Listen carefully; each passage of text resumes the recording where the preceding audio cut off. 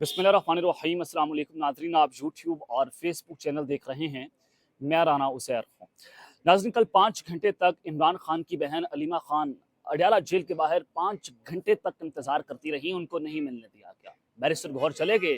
Barrister Gauhar ने तमाम briefings Khan को गलत दी और चीज़ें जो मैंने आपको रिपोर्ट की थी, और फिर इमरान खान के ट्विटर अकाउंट से जो पैगाम आया था उसने बैरिस्टर गौहर की लीडरशिप पर अदम एतमाद का इजहार कर दिया था। ये खबर मैंने आपको कल दे दी थी, लेकिन मैंने आपको बताया था ये सारी कॉम्प्रोमाइज लीडरशिप इमरान खान को जेल में रखना चाहती है, और इमरान खान साहब के खिलाफ जो गद्दारी है पार्टी के कुछ लोग जो है अंदर खाते कर रहे हैं, और डी चौक का जो प्रोटेस्ट था वो भी इसी चीज़ की एक कड़ी थी। तो जनाब, आज बाकायदा तौर पर कप्तान की जानिब से जो ऐलानात किए गए हैं वो बहुत इंपॉर्टेंट हैं कि इस वक्त इमरान अहमद खान न्याजी अडयाला जेल में डट कर खड़ा हो चुका है।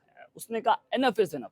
तमाम कश्तियां आज इमरान खान ने चलाने का ऐलान कर दिया है, और फिर शहबाज शरीफ, वज़ीर आज़म शहबाज शरीफ, वज़ीर दाखिला मोहसिन नकवी, जो शहबाज शरीफ से भी ज़्यादा ताकतवर हैं क्योंकि ताकतवरों के बहुत करीबी रिश्तेदार भी हैं, मोहसिन नकवी के खिलाफ घेरा तंग होने जा रहा है।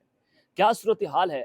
आज इमरान खान ने एक आखिरी फाइनल कॉल की बात की है। आखिरी फाइनल कॉट, एक ही कार्ड है खान ने कहा कि वक्त आने पर बताऊंगा क्या मामला हैं, खान साहब क्या करने चाह रहे हैं।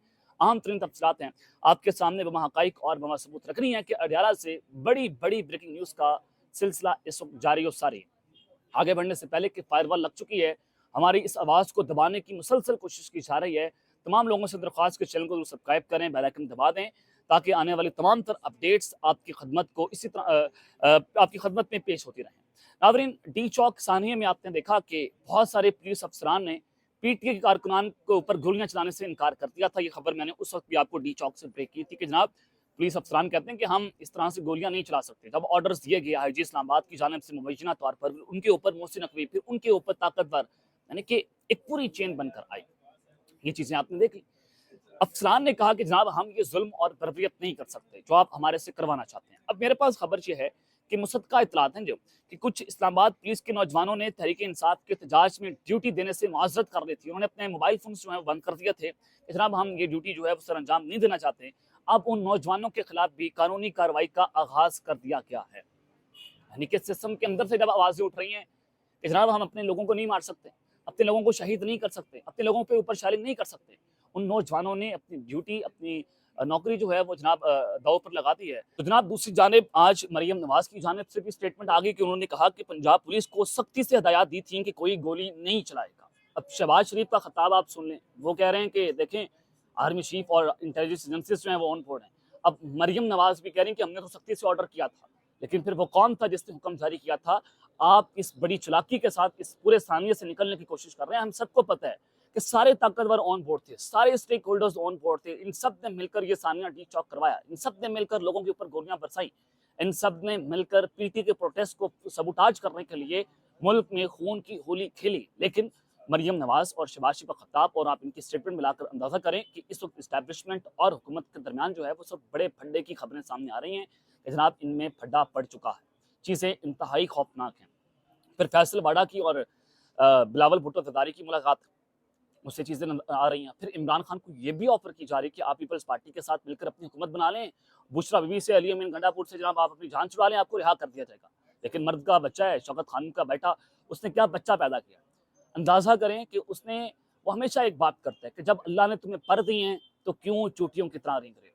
यानी कि आप ये देखें कि आप 1 साल जेल में रहते हैं तो अक्सर औकात जेल आपको तोड़ देती है, लेकिन इमरान खान ने जेल को तोड़ दिया है, और ये एक हकीकत है। और उसने इस पूरे निज़ाम को अपने सामने घुटने टेकने पर मजबूर कर दिया, और ये साबित कर दिया है कि वो इस निज़ाम का सबसे ताकतवर तरीन आदमी है। हकीकत है, जैसी हकीकत है ना कि इस्टेब्लिशमेंट की ताकत है पाकिस्तान में, वैसे ये भी हकीकत है कि इमरान खान उनसे भी ज़्यादा ताकतवर है। ये एक हकीकत माननी पड़ेगी आपको। खैर जनाब, अब जो खबरें आ रही हैं इमरान खान साहब के हवाले से अडयाला से, आज इमरान खान साहब ने चई थई फेर के रख दी है बैरिस्टर गौहर जैसे गद्दारों की, जो गलत ब्रीफिंग कर रहे हैं, जो फिल्टर्ड गुफ्तगू करते हैं, जो वो बात खान जो करना चाहता है वो मीडिया तक नहीं पहुंचाई जाती, कल रंगे हाथों पकड़े गए। वो चीज़ें मैंने आपको रिपोर्ट की। आज इमरान खान ने बाकायदा तौर पर जो है वो चई थई फेरी है। शहबाज शरीफ और मोहसिन नकवी के खिलाफ कत्ल के मुकदमात, और फिर जो उन्होंने आखिरी कार्ड की बात किया, वो कार्ड क्या है, उस सारी चीज़ें मैं खान की जो है वो गुफ्तगू आपके सामने जनाब रख देता हूँ कि आज इमरान खान की जो मुलाकात हुई, अलीमा खान के साथ कल तो मुलाकात नहीं करने दी गई। अलीमा खान ने वही बातें बताई जो बाहर सारा कुछ हो रहा था, वही रिपोर्ट किया खान को जाकर, वही डिटेल्स बताई जो पार्टी के लोग खान के खिलाफ कर रहे थे। अब अलीमा खान जब बाहर आई, उन्होंने वही बातें रिपोर्ट की जो खान साहब ने की। अलीमा खान ने कहा कि इमरान खान ने बैरिस्टर गौहर समेत पूरे मुफाहमती ग्रुप पर अदम एतमाद का इजहार कर दिया है, जो मुफाहमत चाहते हैं, जो सारा काम जो है वो खराब करने की कोशिश कर रहे हैं। कल की मुलाकात में इमरान खान को तमाम वाकयात की तफसील और असल हकाइक नहीं बताए गए थे। अलीमा खान ने यह बड़ा बयान दिया कि कल इमरान खान साहब को असल हकाइक से दूर रखा गया था।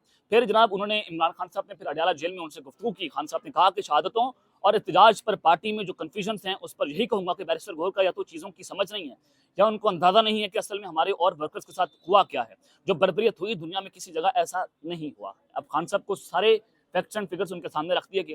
फिर उन्होंने कहा कि कारकुनों कत्ल का मुकदमा शहबाज शरीफ और मोहसिन नकवी पर दर्ज करवाएंगे। अब अंदाजा करें कि कितनी देर शहबाज शरीफ और मोहसिन नकवी ताकत के अंदर रह सकते हैं।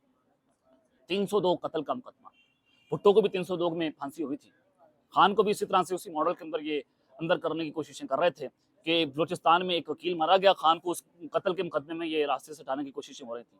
लेकिन अब शहबाज शरीफ और मोहसिन नकवी के ऑर्डर्स पर हमारे लोगों के ऊपर गोलियां चलाई गई। देखिए, ये पीटीए के कारकुनान नहीं थे, ये पाकिस्तान की आवाम थी जिसकी आवाज को सुनना आपका हक था, लेकिन आपने उनको शहीद कर दिया, आपने उनको मार दिया, आपने उनकी आवाज दबाने की कोशिश की, मारकर भी आपने अरशद शरीफ को शहीद कर दिया। क्या अरशद शरीफ की जगह पर कई ऐसे सहाफी पैदा हो गए जिन्होंने जनाब उनके रोल मॉडल पर चलते हुए हक और सच की आवाज उठाई और उनको खमियाजा उसका आज तक भुगतना पड़ रहा है, जिसे हमें भुगतना पड़ता है, सेंसरशिप की जाती है। तो खैर जनाब खान साहब ने कहा अगर ये समझते हैं कि जो उन्होंने किया हम उस पर खामोश रहेंगे तो ऐसा नहीं होगा, क्योंकि जो बर्बरियत हुई है दुनिया में किसी जगह ऐसा नहीं हुआ। और ये याहिया खान पार्ट 2 ऊपर आकर बैठ चुका है। ये पैगाम है इमरान खान का जीएचक्यू के लिए। याहिया खान पार्ट 2, खान किसको कह रहा है? ताकतवर को, जो नंबर 1 है इस मुल्क का ताकतवर खान, उसको ये जो है वो ये बयान दे रहा है। फिर उसके अलावा खान साहब ने कहा कि मेरे इस मामले पर मजीद मुशावरत जारी है, मैं मजीद तफसीलात इकट्ठी कर रहा हूँ, हम इसको ऐसे नहीं छोड़ेंगे, हम इसका बदला लेंगे। फिर खान साहब ने कहा कि आज मुकम्मल तफसीलात से फैमिली ने आगाह किया, कल मुझे आगाह किया गया और बताया गया कि गोलियां चली हैं, बंदे मर गए। मेरे वकला और फैमिली ने बताया कि 14 लोगों की शहादतों की तफसीलात आ गई हैं। सियासी वर्कर्स का एहतजाज जमहूरी अमल है। शहादतों और एहतजाज के हवाले से पार्टी में जो कन्फ्यूजन है उस पर मैं यही कहूँगा कि बैरिस्टर गौहर की जो है उनको उसकी समझ नहीं है। बुशरा बीबी को मैंने हिदायत दी थी कि एहतजाज को किस तरह से इस्लामाबाद लेकर जाना है। बैरिस्टर साहब तो कहते हैं, खान साहब तो समझाने के लिए मान गए थे, लेकिन आज खान ने कहा कि जनाब मैं नहीं माना था, मैंने बुशरा बीबी को कहा था कि आपने डी चौक जाना है किसी तरह किसी तरीके से, और उसने जो मेरी हदायत के मुताबिक ही किया। ये सियासत नहीं, ये जिहाद है। अगर ये समझते हैं जो उन्होंने किया हम इस पर खामोश रहेंगे तो ऐसा नहीं होगा, और हम इस पूरे जोर से हर जगह आवाज उठाएंगे, इंटरनेशनल फोरम्स पर जाएंगे। मेरी मजीद मुशावरत जारी है और मैं इंटरनेशनली इसके ऊपर जो है वो आवाज बुलंद करूंगा। ये आज बड़ा कैटेगोरिकली खान साहब ने जीएचक्यू को पैगाम पहुंचा दिया है। अब खान साहब को डील ऑफर की जा रही थी कि आपको नथिया गली में एक रहायश दे देते हैं, आप वहाँ चले जाएं, आपको रिहा कर देंगे। 9 मई के ऊपर डेडलॉक है, खान से कहा जा रहा है आप माफ़ी मांग लेंगे। फिर खान को कहा गया कि आप प्रोटेस्ट कॉल ऑफ कर दें, आपको रिहा कर देंगे। तीनों चीज़ें खान ने नहीं की। फिर फैसल बाडा को भी मुबीना तौर पर डयाला जेल भेजा गया, जो जराए बताते हैं। फैजल हसन शाह ने भी इसका जिक्र किया।